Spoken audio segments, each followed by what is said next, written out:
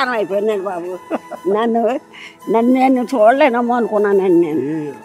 నేనే వద్దాం అనుకున్నా కానీ వస్తే మీకు మీ ఇంటికి వస్తే ఇలా కూర్చోలేము కదా.